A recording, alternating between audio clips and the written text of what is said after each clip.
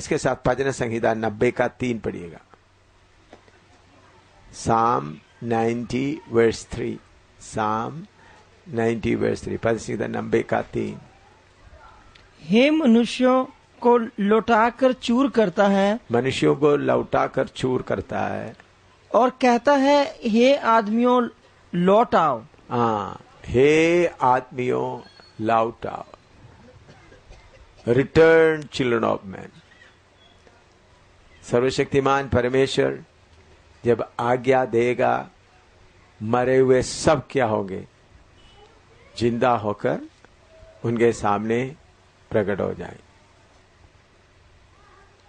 ये मनुष्य के संतान लौटा, लौटा बोलने से रिटर्न ये चिल्ड्रन ऑफ मैन, सब लोग। हम देखते हैं इधर में बड़ा शेर सिंहासन के सामने बड़े छोटे सब खड़ा हुआ है। उधर में उद्धार पाया हुआ लोग, पहले उद्धार पाया हुआ लोग नहीं होंगे, लेकिन 1000 साल के समय का लोग भी उधर होंगे। इसलिए पुस्तकें क्या किया है? खोली गई, क्योंकि 1000 साल के कलीसिया का समय का लोग सब स्वर्ग में पहुंच गए और उन लोग यीशु मसीह के साथ हुकूमत के लिए नीचे आए। तो 1000 साल के समय में मैंने बताया सियोन से, यरूशलेम से सिखाने वाला लोग जाएंगे। उनमें से बहुत सारा लोग प्रभु को मानेंगे, व्यवस्था को मानेंगे, लेकिन यीशु के लहू के द्वारा शुद्ध होकर कलीसिया में शामिल नहीं हो रहा है। बहुत सारा लोग उस वक्त आएंगे, उनका नाम किधर में लिखा होगा? जीवन के पुस्तक में। तो ये सिंहासन के सामने पूरा लोग आएगा,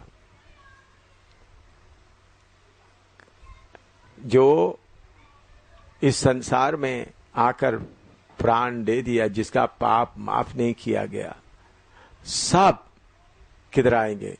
इस सिंहासन के सामने। इसलिए लिखा है इंग्लिश में ग्रेट व्हाइट थ्रोन, हिंदी में क्या से? सफेद सिंहासन। बड़ा लिखा है, बड़ा शब्द है। अच्छा, गुड। बड़ा श्वेत सिंहासन, उसमें सब लोग, गुरु लोग, अवतार लोग, नबी लोग, सब, अल्लाह भी उधर खड़ा रहेंगे, मोहम्मद भी होगा, गुरु नानक भी होगा, सारे लोग उधर खड़े होंगे, छोटे बड़े सबको उधर में बुलाया जाएगा। उधर में एक शब्द लिखे, पुस्तकें खोली गई। बुक वॉज ओपन, पुस्तक खोली गई। अब ये पुस्तक के बारे में आपको मालूम है, वचन से थोड़ा सा वचन, 1-2 वचन थोड़ा सा देखें। निर्गमन 32 का 32 और 33, एक्सोडस 32 and 33, एक्सोडस 32 and 33, निर्गमन 32 का 32 और 33। तो भी अब तो उनका पाप क्षमा कर, नहीं तो अपनी लिखी हुई पुस्तक में से मेरा नाम काट दे। यहोवा ने मूसा से कहा, जिसने मेरे विरुद्ध पाप किया है उसी का नाम मैं अपनी पुस्तक में से काट दूंगा। हाँ, इधर मैं मूसा इस्राएल के लिए बिचवई कर रहा है, प्रार्थना कर रहा है, प्रभु आप उनका पापों को माफ कर दे।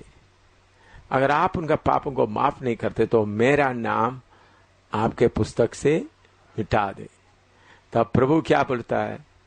मैं तुम्हारा नाम नहीं मिटाऊंगा, बल्कि जो पाप किया उनका नाम मिटाएंगे। तो इसे आप समझना है, पुस्तक में एक बार आपका नाम लिखा है तो मिटाने का प्रोग्राम भी है। आप बार बार पाप करता रहेगा तो आपका नाम क्या करेगा? उस पुस्तक से मिटा दिया जाएगा। प्रभु क्या बोलता है? दोबारा पढ़ो 32 और 33, प्रकाशित वाक्य 32 का, प्रकाशित निर्गमन 32 का 32 और 33। तो भी अब तू उनका पाप क्षमा कर, नहीं तो अपनी लिखी हुई पुस्तक में से मेरा नाम काट डाल। हाँ, और यहोवा ने मूसा से कहा, जिसने मेरे विरुद्ध पाप किया है उसी का नाम मैं अपनी पुस्तक में से काट दूंगा। हाँ, जिन्होंने पाप किया है उसी का नाम मैं पुस्तक में से काटूंगा। जिन्होंने पाप किया,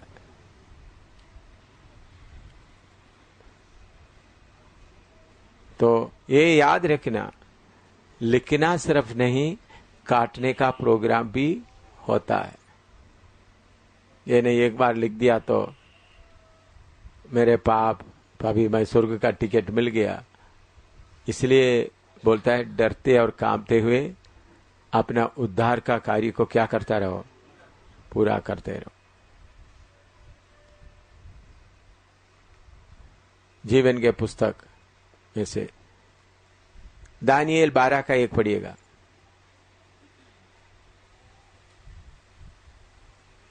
दानिएल 12 का 1। दानिएल 12:1। दानिएल 12:1। हाँ, उसी समय मिकाइल नाम बड़ा प्रधान, जो तेरे जाति भाइयों का पक्ष करने को खड़ा रहता है, वह उठेगा। तब ऐसे संकट का समय होगा जैसा किसी जाति के उत्पन्न होने के समय से लेकर अब तक कभी ना हुआ होगा। परंतु उस समय तेरे लोगों में से जितनों के नाम परमेश्वर की पुस्तक में लिखे हुए हैं, जितनों का नाम परमेश्वर के पुस्तक में लिखे हुए हैं, वे बच निकलेंगे। हाँ, देखिए इस्राएल के बारे में बता रहा है। तो ये किताब, परमेश्वर के किताब में लिखने का काम अभी शुरू नहीं हुआ, बहुत पहले से, आरंभ से। तो उधर में लिखा है पुस्तक में जिसका नाम लिखा हुआ, दोबारा पढ़ो ब्रदर, उसका प्रोटेक्शन। उसी समय मिकाइल नाम बड़ा प्रधान, जो तेरे जाति भाइयों का पक्ष करने को खड़ा रहता है। हाँ, जाति भाइयों का या यहोवा के पक्ष में खड़ा करने के लिए खड़ा रहता है, वह उठेगा। हाँ, तब ऐसे संकट का समय होगा, संकट का समय होगा जैसा किसी जाति के उत्पन्न होने के समय से लेकर अब तक कभी न हुआ होगा। हाँ, परंतु उस समय तेरे लोगों में से जितनों के नाम परमेश्वर की पुस्तक में लिखे हुए हैं, हाँ, वे बच निकलेंगे। हाँ, परमेश्वर के पुस्तक में लिखे हुए हैं, वो बच जाएगा। तो उद्धार पाए हुए लोगों का नाम सिर्फ नहीं, बल्कि इस्राएलियों का भी नाम, इस्राएल कौम का नाम भी उसमें लिखा गया है। उद्धार पाए हुए उनका लोग, इधर में इस्राएलियों के बारे में बताया। उद्धार पाए हुए उनके नाम जीवन के पुस्तक में लिखते हैं। उसके अलावा इस्राएल के पूरा नाम किधर में लिखा है, जीवन के पुस्तक में लिखा हुआ है। लूका 10 का 20 पढ़िएगा। लूक 10:20। लूका 20 का 10 का 20। लूक 10:20। लूका 10 का 20। तो भी इससे आनंदित मत हो कि आत्मा तुम्हारे वश में है, परंतु इससे आनंदित हो कि तुम्हारे नाम स्वर्ग पर लिखे हैं। तुम्हारा नाम स्वर्ग पर लिखे हैं। किस बात में आनंदित होना है? बीमार चंगे हो गए, अद्भुत काम हो गए, उसके कारण आनंद होने का जरूरत नहीं, बल्कि तुम्हारा नाम जीवन के पुस्तक में लिखे हैं, इसलिए आनंदित हो।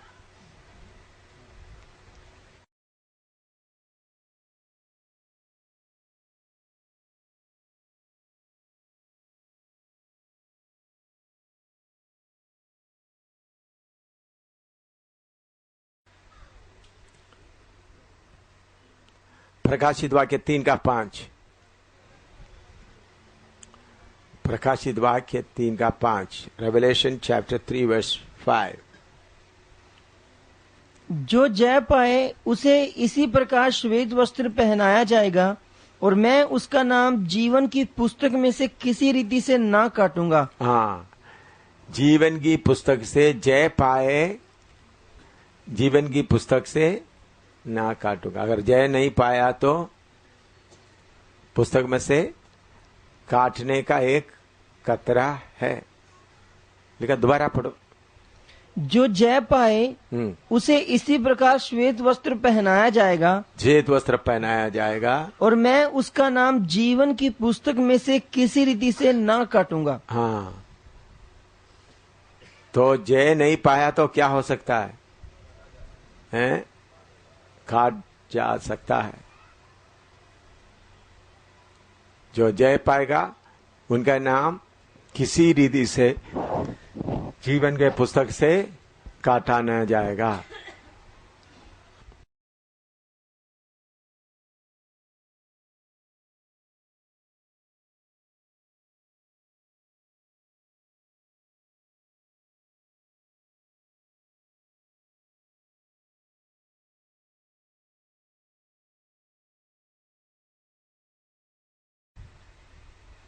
इक्कीस का 27, 21-27। उसमें कोई अपवित्र वस्तु या घृणित काम करने वाला या झूठ का गढ़ने वाला किसी रीति से प्रवेश न करेगा, पर केवल वे लोग जिनके नाम मेमने के जीवन की पुस्तक में लिखे हैं। हाँ, नया यरूशलेम में परमेश्वर के उस नया यरूशलेम में कौन प्रवेश करेगा? जिनका नाम जीवन के पुस्तक में, मेमने के जीवन के पुस्तक में लिखा है। जिनका नाम नहीं लिखा वो प्रवेश नहीं करेंगे। Book of life.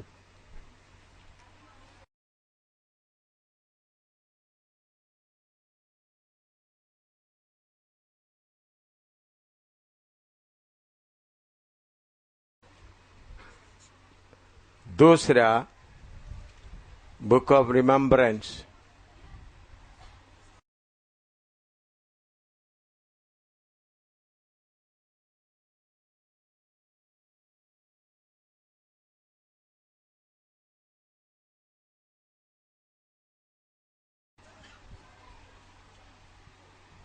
Book of remembrance, Malachi 3:16।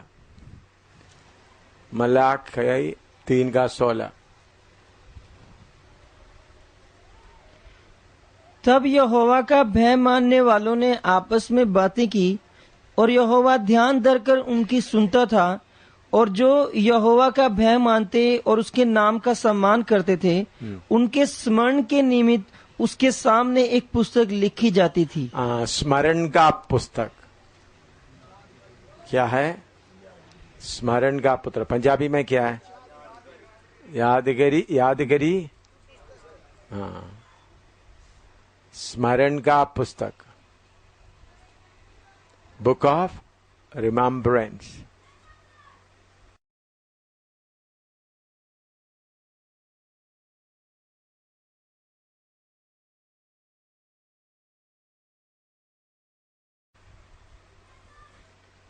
आपको मालूम होगा, बाबेल का बादशाह को रात को नींद नहीं आया, तो उन्होंने इतिहास निकालने के लिए बोल दिया।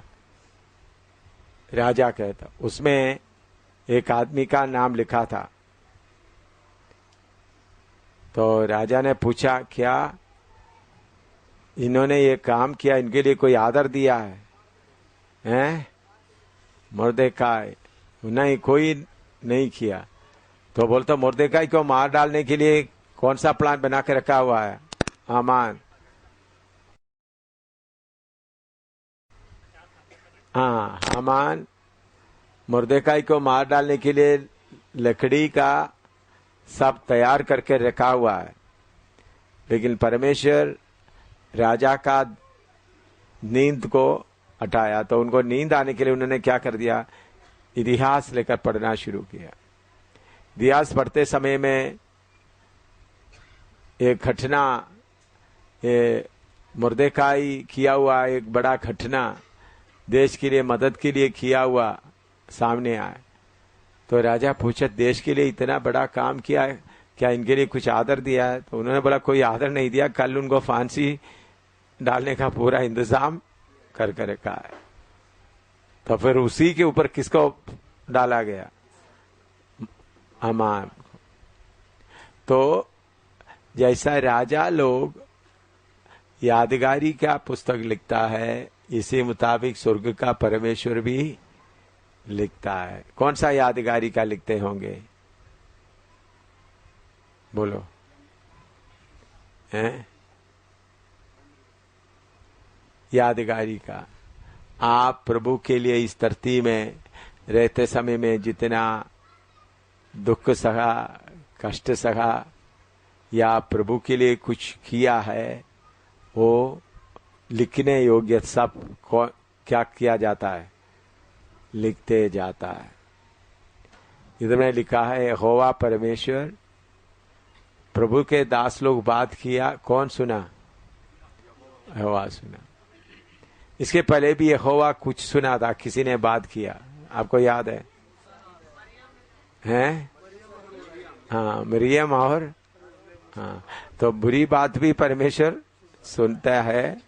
और हम लोग क्या सोचते हैं, चलो भाई बंद कमरे के अंदर बैठकर बोलते हैं कोई नहीं सुनता है ना भाई, किसी को बोलना नहीं भाई, आपस में क्या बोलता है, किसी को बोलना नहीं भाई। आप कितना भी सील करें, सुनने वाला सुनता है। आप उनका कान को क्या नहीं कर सकता। इधर में पढ़िएगा, वो मलाकी 3:16 दोबारा पढ़िएगा।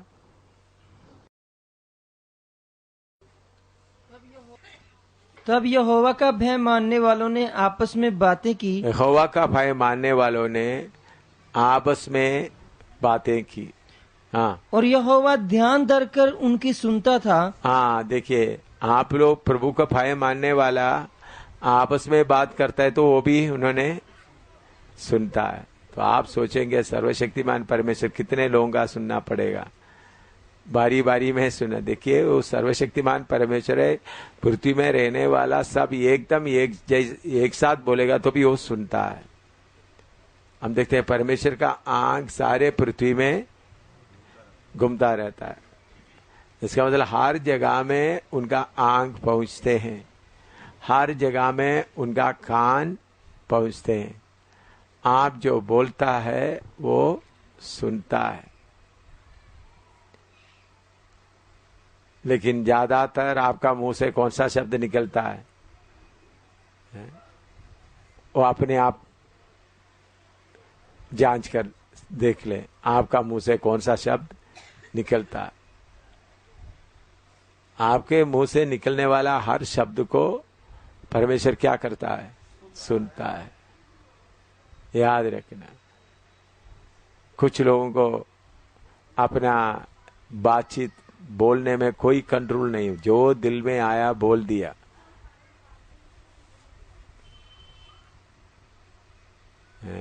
ये सब क्या किया जाता है?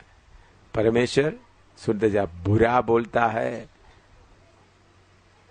मूसा के बारे में आरोन और मरियम बुरा बोला, वो भी परमेश्वर सुना। अच्छी बात भी परमेश्वर सुनता है, बुरी बात भी सुनता है। इधर में लिखा है बुक ऑफ रिमेम्बरेंस, या यादगारी का किताब। आप प्रभु के लिए जो कुछ किया है वो भी प्रभु क्या करता है? लिखा जाता है। दूसरा किताब कौन सा है? यादगारी का किताब।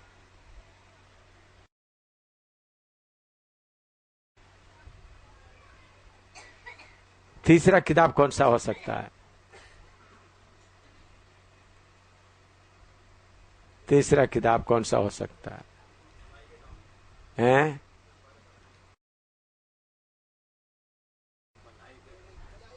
पुस्तक के बाई बोलता हूं। प्रकाशित वाक्य 22:18 पढ़िएगा। प्रकाशित वाक्य 22:18।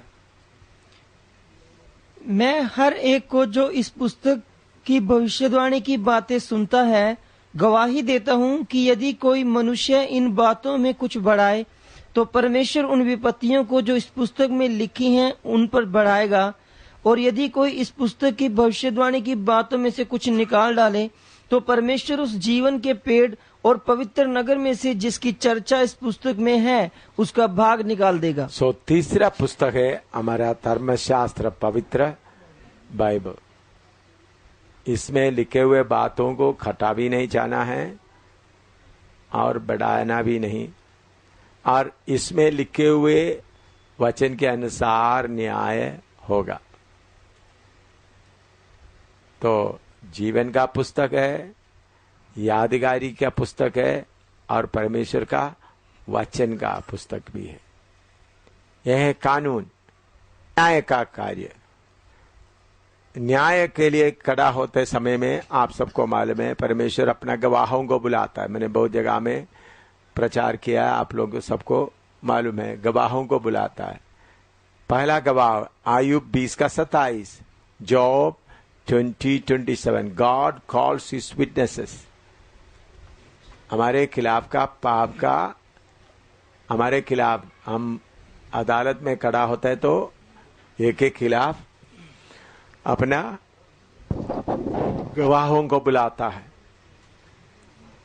जॉब 20:27, आयुब 20:27। आकाश उसका अधर्म प्रकट करेगा, आकाश उसका अधर्म प्रकट करेगा और पृथ्वी उसके विरुद्ध खड़ी होगी। हाँ, आकाश और पृथ्वी। तो परमेश्वर बुलाने वाला नंबर 1 विटनेस कौन है? आकाश और पृथ्वी, सारे मनुष्य के खिलाफ। जो पाप खुलेआम किया है, आसमान उसको देख रहा है, पृथ्वी उसको देख रहा है। वो आकर किसी का तरफदारी नहीं करेगा। मैं आमतौर पर प्रचार में बताता हूं, आकाश या पृथ्वी आकर हिंदू या मुसलमान या ईसाई कोई तरफदारी नहीं करता। कोई हिंदू गेहूं बोता है तो उनको मिल जाता है, और मुसलमान भी गेहूं बोलता है तो जो यीशु को मानने वाला बोया है, जो कोई भी बोए तो उनका उसके अनुसार क्या मिलेगा? हैं? फल मिलेगा। तो वो कोई तरफदारी नहीं करेगा। कौन? पृथ्वी और आसमान साफ साफ आपका बातें बताएगा। आप सोचेंगे कैसा बताएंगे, मैं आगे जाकर बताऊंगा।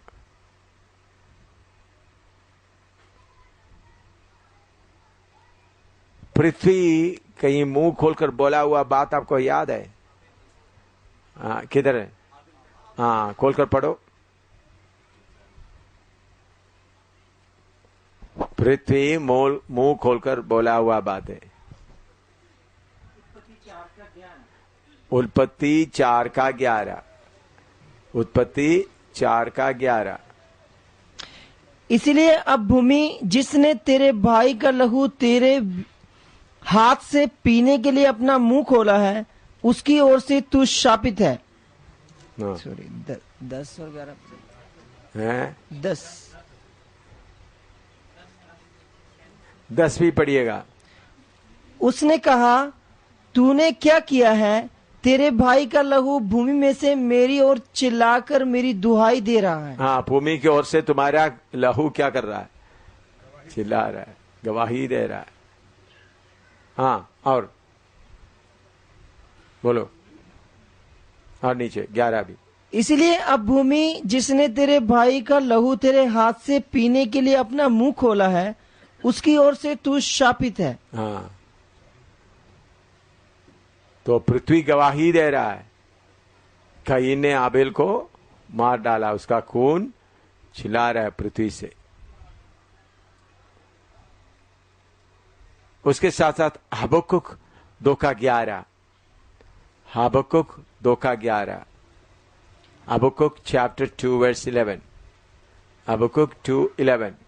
क्योंकि घर की भीत का पत्थर दुहाई देता है, घर के भीतर पत्थर दुहाई देता है, और उसके छत की कड़ी उनके स्वर में स्वर मिलाकर उत्तर देती है। हाँ, इसका मतलब जो गलत काम आप बंद कमरे के अंदर किया है, पत्थर आपके खिलाफ आकर क्या देगा? गवाही देगा। छतीर लकड़ी आकर क्या करेगा? गवाही देगा। अभी मनुष्य अपना बुद्धि से बनाया है अभी वीडियो जो रिकॉर्डिंग कर रहा है, ये वीडियो अभी रिकॉर्डिंग कर रहा है, बाद में आपको देख सकता है। इसी मुताबिक स्वर्ग का परमेश्वर बोलेगा पृथ्वी तुम्हारा वीडियो लाओ, एम सामुएल के खिलाफ का रिपोर्ट ले आओ, पूरा सीन आएगा। बाहर खुलेआम किया हुआ पाप पूरा प्रकट होगा और आसमान भी लेके आएगा। उसके अलावा जो बंद कमरे के अंदर जिन्होंने किसी ने नहीं देखा है, उधर का ईंट रिकॉर्डिंग कर रहा है, उसका चतीर रिकॉर्डिंग कर रहा है।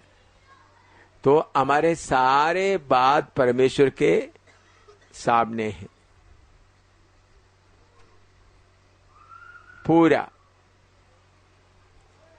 इस्राएल के बारे में परमेश्वर कहते समय में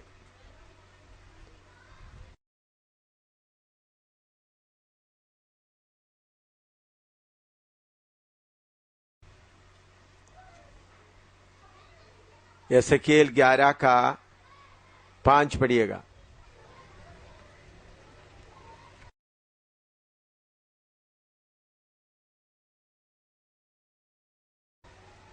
यसेकेल 11 का 5। तब यहोवा का आत्मा मुझ पर उतरा और मुझसे कहा, ऐसा कह यहोवा यों कहता है कि हे इज़राइल के घराने, तुमने ऐसा ही कहा है, जो कुछ तुम्हारे मन में आता है उसे मैं जानता हूँ। जो कुछ तुम्हारा मन में आता है वो मैं जानता हूँ।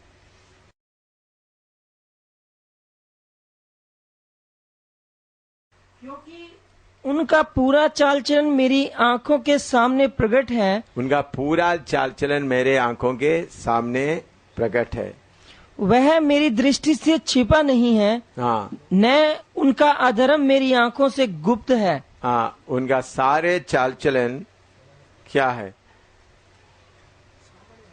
मेरे सामने।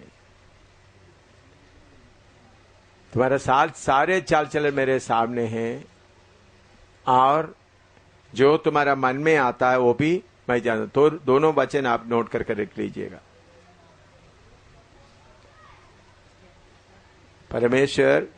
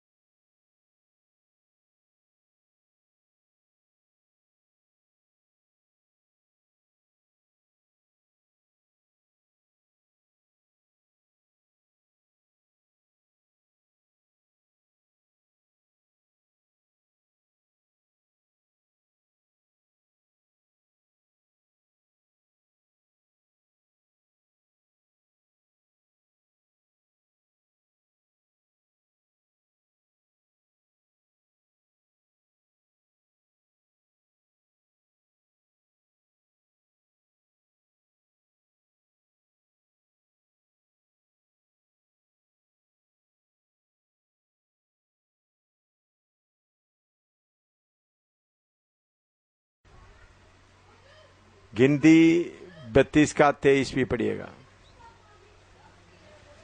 गिनती 32 का 23, नंबर्स 32:23। यदि तुम ऐसा ना करो तो यहोवा के विरुद्ध पापी ठहरोगे, और जान रखो कि तुमको तुम्हारा पाप लगेगा। तुमको तुम्हारा पाप लगेगा। और इधर में be sure your sin will find you out, या तुम्हारा पाप तुमको पकड़ेगा। अभी कभी कभी हम सोचते हैं हम पाप करते हैं, ठीक है, कौन किसको मालूम हो जाता है, किसको दिखता है, लेकिन भाई समय आएगा तुम्हारा पाप तुमको पकड़ेगा, तुम्हारा पाप तुमको लगेगा। अभी आप बच जाता है, अभी आप बच जाता है, लेकिन एक समय आएगा तुम्हारा पाप तुमको क्या करेगा, पकड़ेगा। ये बहुत बार लोगों का मन पाप करने के लिए तैयार हो जाता है। सपोपदेश के 8:11 पढ़िएगा। सपोपदेशक 8:11। बुरे काम के दंड की आज्ञा फुर्ती से नहीं दी जाती, इस कारण मनुष्य का मन बुरा काम करने की इच्छा से भरा रहता है। दोबारा पढ़ो।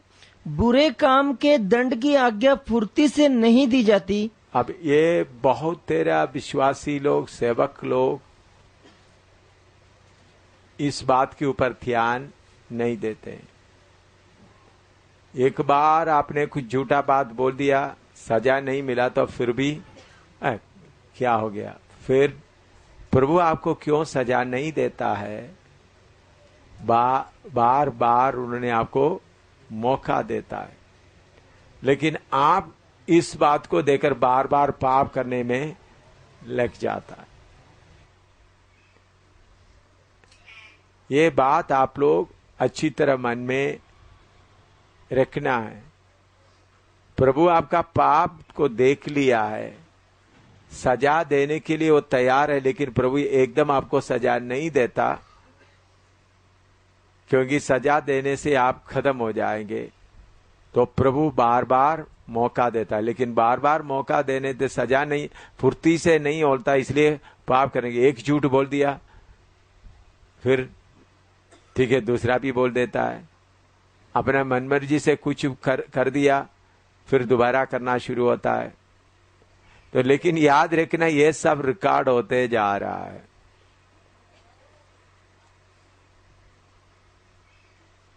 परमेश्वर के सामने आसमान आकर अपना वीडियो खोल देगा आपके बारे में, पृथ्वी आकर खोल देगा, उधर में कोई आकर कुछ बोलने का कोई जरूरत नहीं है। इस सर्वशक्तिमान परमेश्वर के हाथों से बच नहीं सकता कोई भी।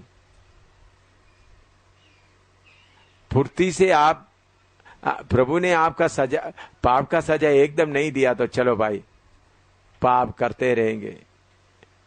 सेवक लोग भी हो, विश्वासी लोग भी हो, आप अपने आप में मेरा पाप परमेश्वर देखा है, मैं उसको पश्चाताप करना है, उसको इकरार करना है, उसको छोड़ देना है। ऐसा आप अपना मन में नहीं करेगा तो फिर आप क्या करते रहोगे? पाप करते रहोगे। फिर हिसाब, प्रभु सजा का आते वक्त आपको मालूम होगा कितना भारी सजा आपको मिल गया है। इसलिए मेरे प्यारों, हमेशा ये बात याद रखें, परमेश्वर के आंख मुझे देख रहा है। छुपकर कोई कोठरी में भी नहीं रख सकता। इसके अलावा परमेश्वर एक का यादगारी का वीडियो भी खोलेगा। परमेश्वर क्या खोलेगा? मेमोरी वीडियो, यादगारी का वीडियो खोलेगा। आपका मेमोरी वीडियो परमेश्वर जब न्याय के समय में खोलते समय में आप किस मतलब से कहां खड़ा था, किस मतलब से आप कुछ बोला था, वो सब क्लियर हो जाए। अभी का वीडियो में ये नहीं होता है, मतलब मालूम नहीं होता, लेकिन आपका यादगारी का वीडियो में क्या होगा? मतलब भी मालूम होगा। यादगारी का वीडियो में मतलब भी मालूम होगा, किस मतलब से आपने क्या किया है, किस मतलब से आपने कुछ बोला है। मेरे प्यारों, ये मजाक की बात नहीं है, ये आसानी से एक कान से सुनकर दूसरे कान से छोड़ने वाला वचन नहीं है। परमेश्वर एक एक बात देखता है। अभी व्यभिचार की बात है। अभी आप में से कुछ लोग सोचते हैं मैं कोई लड़की के शरीर में छुआ नहीं, या कोई पुरुष के हाथ में मैं छुआ नहीं। आप बोलते हैं मैं कोई व्यभिचार नहीं करते। लेकिन परमेश्वर का वचन मत्ती 5 में क्या लिखा है? पढ़ो, कल का पढ़ो।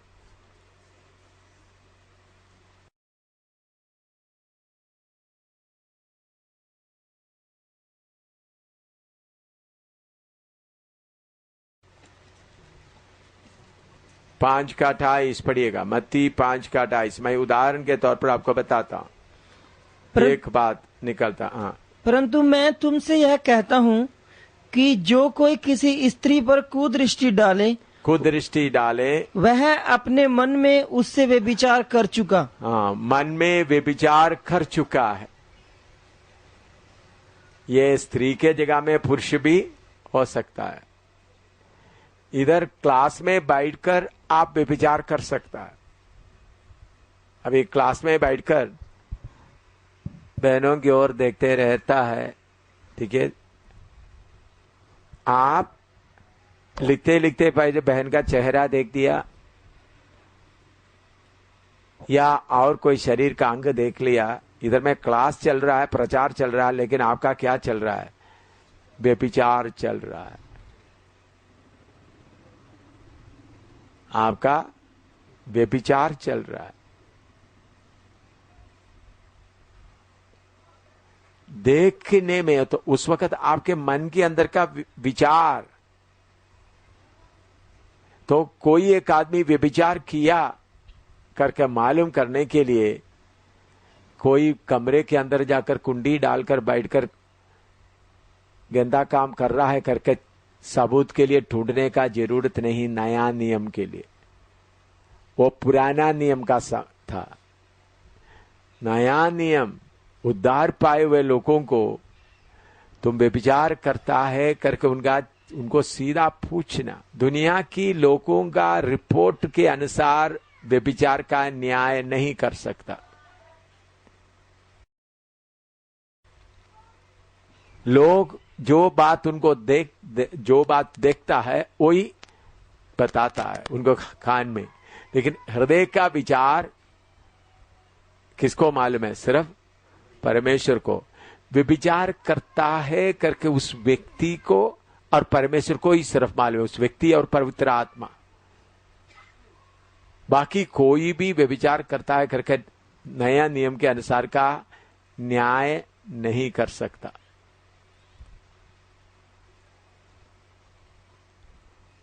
मैंने बोला था फसिल जटान वाला, थाली वाला जटान, उधर में पास्टर जगजीत,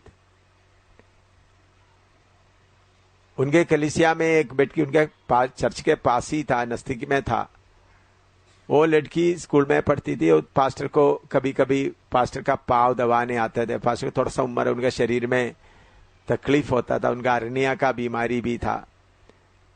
तो वो बेटी आकर उनको मदद सेवा करती थी। बाद में वो बेटी गर्भवती हो गई। 3 महीना हो गया तो मम्मी पूछा तो मम्मी को बता दिया पास्टर के द्वारा मैं गर्भवती हो गया। फिर उनका मम्मी कलीसिया के लोगों को बताया तो कलीसिया का लोग सब मिलकर रिपोर्ट लिख करके लेके आए। 21 लोग साइन किया, मेरे पास में रिपोर्ट लेके आए। कलीसिया के 21 लोग लिखा है पास्टर जगजीत व्यभिचार किया है, इस पास्टर के बदले में हमको दूसरे एक पास्टर को भेज दो। तो जब ये रिपोर्ट मिला मैं 2 presbytery members, pastor, senior pastors को, एक पास्टर जॉर्ज स्टीफन है, दूसरा मुझे याद नहीं कौन सा पास्टर है, 2 पास्टर को मैंने भेजा है। हर्बेंस पास्टर, जॉर्ज स्टीफन और पास्टर हर्बेंस, ये दोनों सीनियर पास्टरों को भेजा, जाकर इंक्वायरी करके आए। तो इंक्वायरी करके उन्होंने इंक्वायरी रिपोर्ट भी लिख दिया। इंक्वायरी करके मुझे बानी नहीं, रिपोर्ट लिखकर दोनों साइन करके मुझे दे दिया। अपने इंक्वायरी करते समय हमको मालूम हो गया पास्टर ने गलती किया है, पास्टर के द्वारा ही बेटी गर्भवती हो गया। तो फिर मैं कोटकपुरा में हमारा कन्वेंशन था, पंजाब कोटकपुरा में, मैं उधर गए। उधर में मैंने सब लोगों को बुलाया था। टालीवाला कलिसिया का 21 लोग, उन लोग भी आए, लड़की का माँ बाप आए, लड़की भी आए, पास्टर जगजीत भी आए, और ये दोनों पास्टर लोग जो प्रेस्बिटरी मेंबर, सीनियर पास्टर, वो भी आए। तो मैंने सबको बुलाकर पूछते समय में वो लोग सब बोल दिया पास्टर ने पाप किया। तो पास्टर जगजीत आइडेंटिटी कार्ड, सेवक का आइडेंटिटी कार्ड मेरे टेबल में रख दिया। तो फिर मैंने प्रभु से पूछा अभी क्या करूं। प्रभु मुझे बोला सबको बाहर कर दो कमरे से, और जगजीत से अकेला पूछो उन्होंने व्यभिचार किया है या नहीं। मैंने बोला सब लोग बाहर जाओ। मैं पास्टर जगजीत से पूछा आप मुझे बताओ आपने इस लड़की के साथ व्यभिचार किया है? उन्होंने बोला मैंने नहीं किया। मैंने बोला मुझे आत्मा में मालूम हो गया ये सही है। मैंने सबको बुलाकर बोला पास्टर जगजीत जो बात बोला उसके ऊपर मैं विश्वास करता हूं। आप लोग 21 लोग साइन भी किया है, दस्तखत भी किया है, बाकी 2 सीनियर पास्टर का रिपोर्ट भी दस्तखत भी किया है, लड़की भी आई है। मैंने बोला आप लोगों का बात को मैं मानने के लिए तैयार नहीं हूं।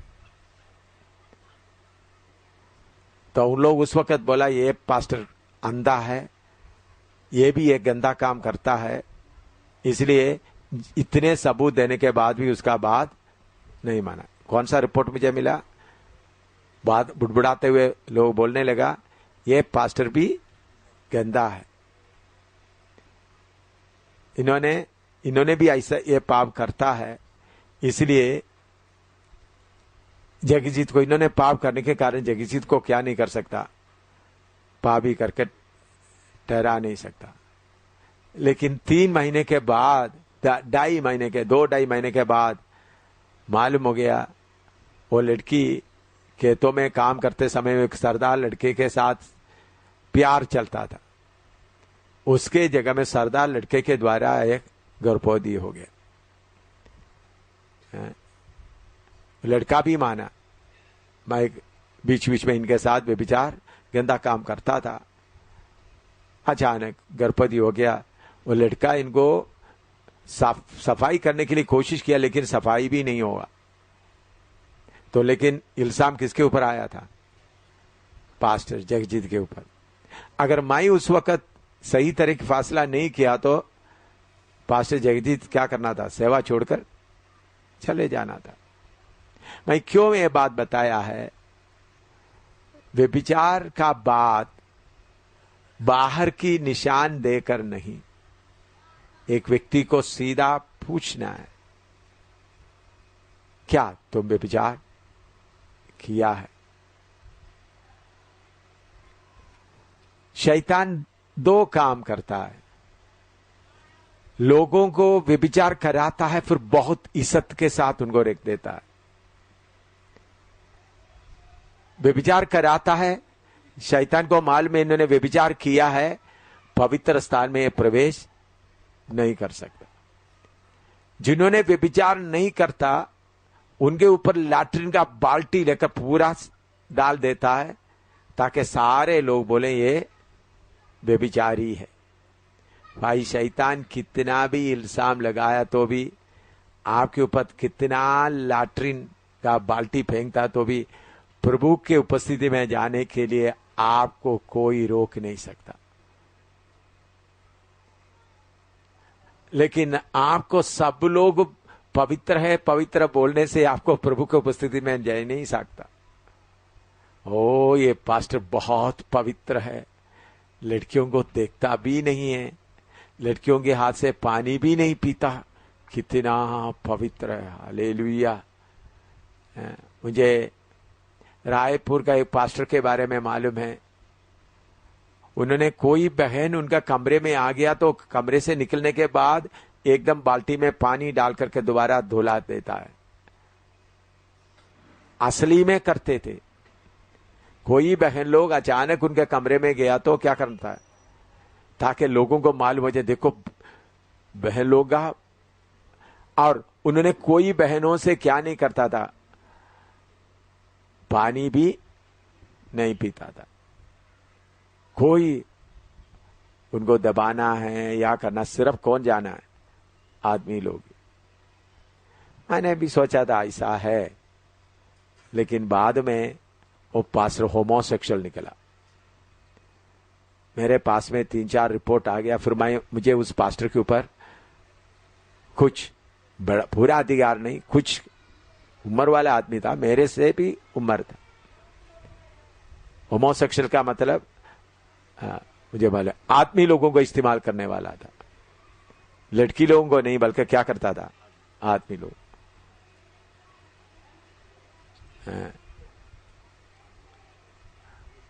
मालूम हो, सीनियर, बड़े सीनियर, मैं उनका नाम नहीं बताऊंगा।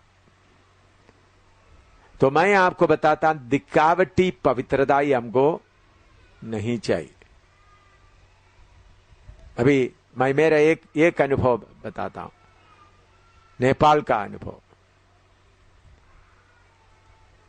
इसलिए बताता हूं ताकि आपको मालूम हो जाए क्या चीज क्या है। नेपाल में बिरटनगर में एक बहन था, उसका नाम है दक्षिण। वो बिरटनगर का उस वक्त राजा के समय में एक एक शहर के लिए एक एक बड़ा मुख्य होता था, राजा का। तो उनका पति मुखिया था, बहुत ही अमीर था। उन्होंने पहला शादी किया, वो पत्नी मर गया, दूसरा शादी किया, वो भी मर गया। उनका 72 का उम्र में शादी किया। उस लड़की का नाम 72 साल 72 ईयर्स में, लड़की को 17 साल में शादी किया, क्योंकि पैसा वाला है। वो फिर बाद में कुछ साल में बाद मर गया। फिर हम मीटिंग करते समय वो बहन आकर यीशु मसीह को स्वीकार किया, उद्धार करता करके स्वीकार किया। उस वक्त उनको करीब 27-28 साल का है। बपतिस्मा लिया, पवित्र आत्मा पाया। इधर जम्मू में डोगरा हॉल में मीटिंग रखा। उस समय में नेपाल के लोग जब आया, वो भी आई थी। फिर उन्होंने उस वक्त मुझे विनती किया, आप हमारे पास आना, आप बिरटनगर में आते वक्त अभी होटल में नहीं रहना, क्योंकि बिरटनगर से जाकर हमने छोटा होटल में, बस स्टैंड से फिर हम आगे जाने के लिए हमको रात को, हम बिरटनगर पहुंचते तक रात हो जाता है। कटिहार से जोगबनी आया, जोगबनी से फिर बिरटनगर तक पहुंचते तक रात हो जाता है। इसलिए हम उधर में चीप होटल मिलता है, हॉस्टल क्या रेस्ट हाउस जैसा मिलता है, हम उधर रहते थे। उन्होंने बोला तो माई बिरटनगर में, तो हमारा, मैंने बोला ठीक है। तो जाकर देखा तो बड़ा कोठी है। तो मेरे साथ 2 सेवक लोग भी था, एक संतोष, एक मनोज। तो उन्होंने, मैंने उस वक्त हमको उधर में बिरटनगर में 3 दिन का प्रोग्राम है, तो 3 दिन का प्रोग्राम उनके घर में रखा। तो तब उन्होंने बोला आपको हम अब बहुत प्रभु की सेवा के लिए, प्रभु ने मुझे बोला। उन्होंने बड़ा बर्तन में अपना सोना चांदी बहुत, मैं उठाकर देखा तो भारी है, 12 राइफल गन जो अलमारी में रखा हुआ है 12, वो भी दिखाया। ये मकान पूरा सब आपके जैसा प्रभु का दास कुछ नहीं था। तो दूसरा दिन में बोला आप जाएं। तो मैं और मेरे साथ ये भाई लोग और दूसरा उनके नौकर वगैरह सब देखा तो बहुत खेती और आम का बाग वगैरह। उन्होंने हमको 300 एकड़ जमीन दे दिया। कितना? 3 एकड़ नहीं, 300 एकड़ और 2 बड़ा मकान। बोला आप बाइबल स्कूल इधर शुरू करो। उसमें 300 एकड़ जमीन में कुछ जगह में आम का बाग है बाकी। और बिरटनगर में उनको राइस मिल है और बहुत घर है जो किराए पर दिया हुआ है, दुकानें बहुत है। तो हमने चल चल के, क्योंकि 300 एकड़ जमीन कितना बहुत लंबा चौड़ा, उधर उधर में मोटर लगा हुआ है। मैंने उधर खड़ा होकर प्रार्थना किया, प्रभु अगर तेरा मर्जी है तो इधर मैं बाइबल स्कूल शुरू कर सकता है नेपाल के लिए। तो मुझे अच्छा मकान है, मैं इधर में मैं बीच के कमरा में रहता हूँ, उस तरह में भाई लोग रहता है, इधर में मच्छरदानी वगैरह बहुत फैशनेबल, बहुत अमीर का है। तो दिन भर चलते चलते मेरे घुटना में काफी दर्द था। तो मैंने भाई लोगों को बोला, देखो मेरे घुटना में बहुत दर्द होता है, आप लोग थोड़ा सा तेल लाकर इसको थोड़ा मुझे मदद करो, मालिश करो करके बोला। तो उन लोग जाकर उनसे तेल लेके आए। तो वापस जाते वक्त तो कुंडी बंद नहीं किया, बहन भी आकर देखे होंगे। 12 बजे बाद 12:30 हो गया, तो मैं सो रहा है, तो मेरे ऊपर कोई नंगा लेटी है, कोई कपड़ा नहीं। मैं एकदम जागा तो नंगा, तो एकदम मैं बाल को ऐसा पकड़ा तो मेरा मुंह ऐसा बंद कर दिया। तो मैंने बोला, खींच कर नीचे बिठाने की कोशिश किया, तो मेरे से ज्यादा ताकत वाला है, बहुत जोर से। मैं बहुत मुश्किल से निकलकर वरांडा में जाकर बैठ गया। सुबह 5 बजे तक वो वरांडा में ही बैठे रहा, फिर वो निकल कर चले गए, फिर मैं अंदर आ गया। मैं फिर उसके बाद 7 बजे उनको बुलाया, क्या हो गया आपको? बोलते हैं, आपका जैसा कोई पवित्र प्रभु का दास को मैं आज तक देखा नहीं, मुझे आपका एक बच्चा चाहिए। मैं आपका पत्नी को नहीं बताऊंगा, किसी को भी नहीं बताऊंगा। मैंने बोला, ये तो मेरा गर्दन मिल सकता है, ये काम नहीं हो सकता। मैं उधर फिर नेपाल के लिए 2 हफ्ता और प्रोग्राम है उनके घर में, फिर एक दिन और ये दूसरा दिन में हो रहा है। मैं समझ लिया, मैं एकदम अभिषेक संतोष को और मनोज को बोला, आप लोग इधर रहकर आज का प्रोग्राम करो, मैं जा रहा हूं। मैं साइकिल रिक्शा में बैठकर आ गया। मैंने उनको बोला, थोड़ा ध्यान से रहना, फिर बाकी जगह में आपके प्रोग्राम करें। उन लोग 1 महीने के बाद वापस आए, अच्छा कूलिंग ग्लास वगैरह पहनकर, पैंट वगैरह पहनकर आ गया।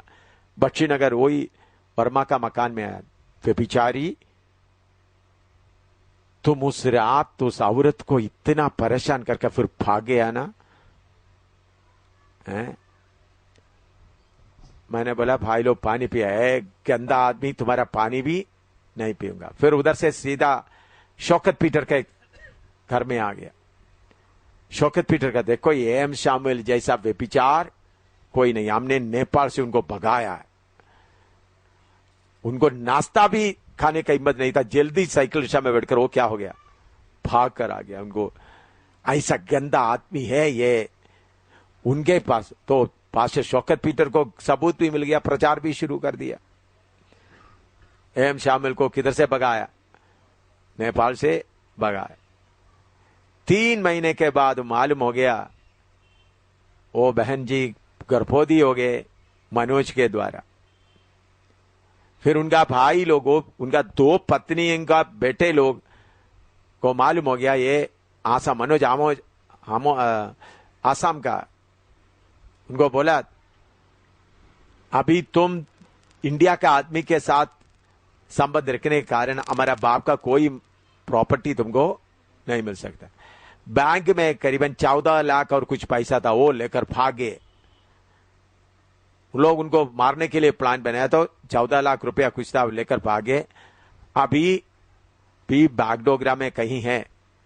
मुझे फिर संदेशक पिछले 4-5 साल पहले संदेशा मिला, वो बहन बोलते एम शामिल का पाव पकड़कर मैं माफी मांगना चाहता। मैंने उनको देखा नहीं, मुझे कोई गुस्सा वगैरह नहीं है।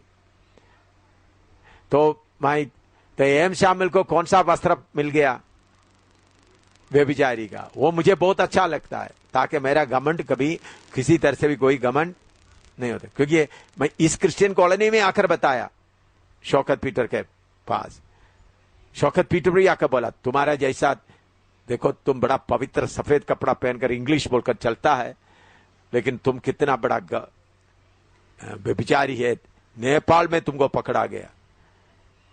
2 गवाह आकर मुझे बताया। मैंने बोला प्रभु तेरा धन्यवाद। तो लोगों का कहानी हमको पवित्रता ही नहीं देगा। अगर आपका अंदर में व्यभिचार आ गया तो आपको शुद्ध होना पड़ेगा। तो न्याय के समय में ये सब खुल जाएगा।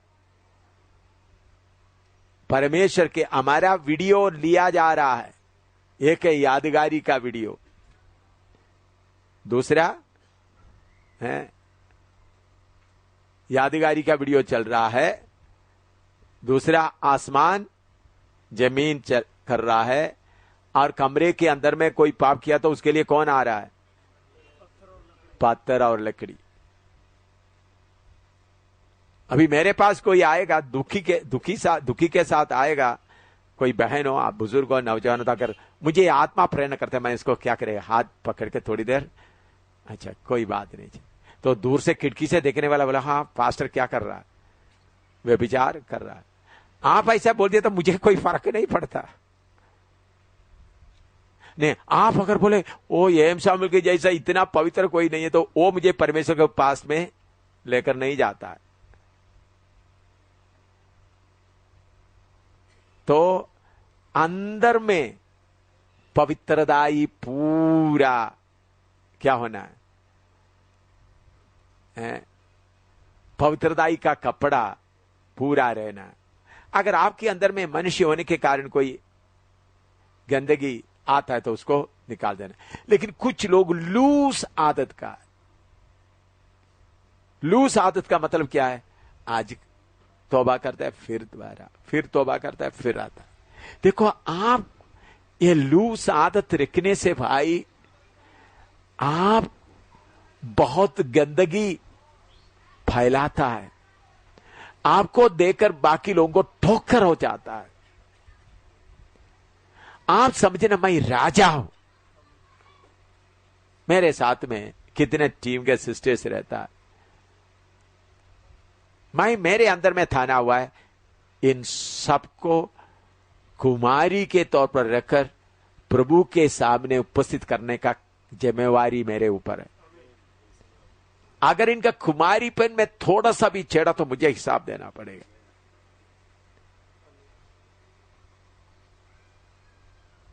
उनके साथ ठीक है, उनके साथ शक्ति से रहेंगे, प्रेम से रहेंगे, लेकिन दिल के अंदर व्यभिचार का थोड़ा सा भी भूत अंदर नहीं घुसना।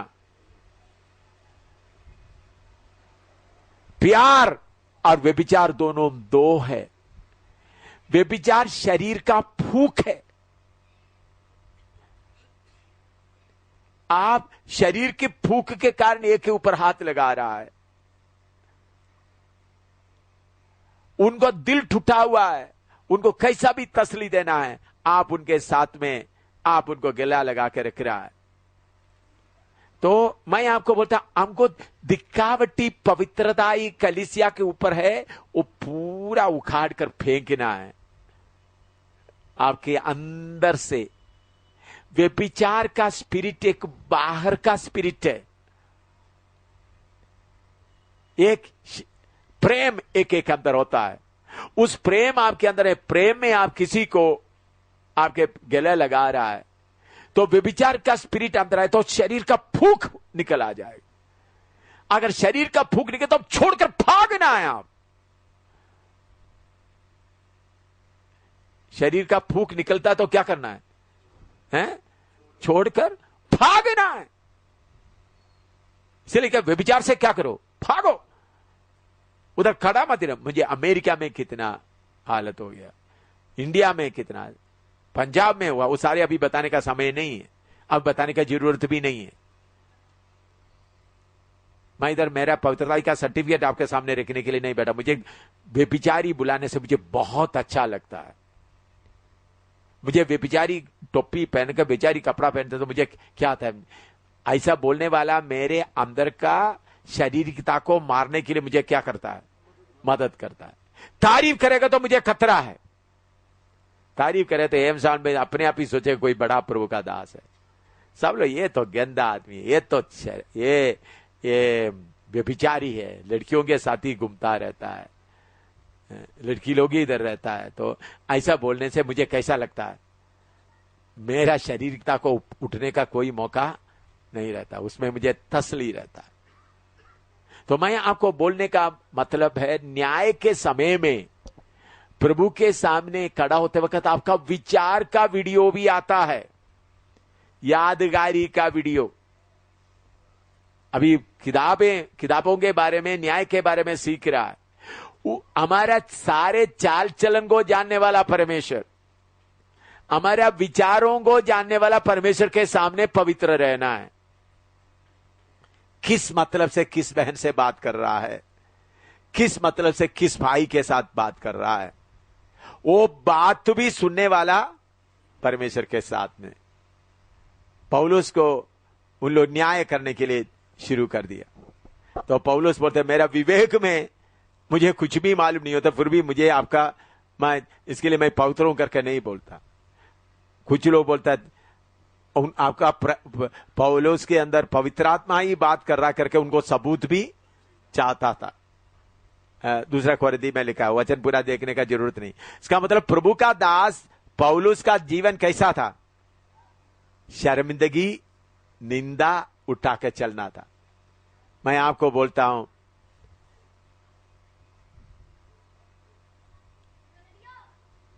ये पाप करके चलने वाला अच्छी तरह से सफाई पेश करके पवित्र कदाई का रूप धारण करके चले।